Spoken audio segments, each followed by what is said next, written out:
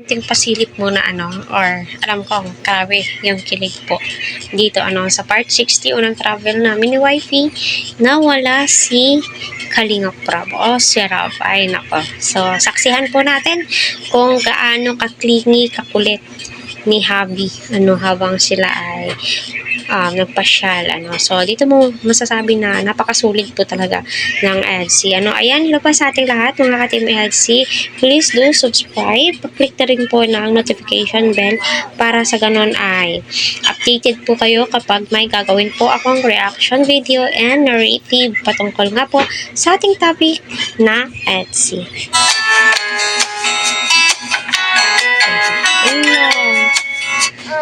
Ayan, kita naman po natin, grabe. Yung kakulitan ni Eds ay lumalabas po kapag hindi niya kasama ang kanyang pinsan, yung mabibilang lang sa kamay yung taong tumitingin po sa kanila, di ba? Sino ang hindi kikiligin dito sa part na to? Hello.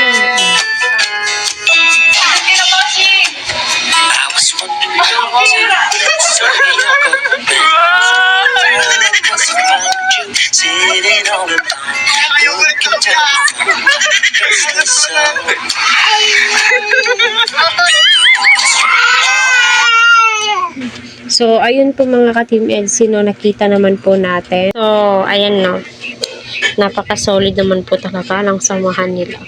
Yung tipong parang matagal na silang magkakilala, yung tipong kilalang-kilala na po nila ang isa't isa. Ramdam nyo ba yun?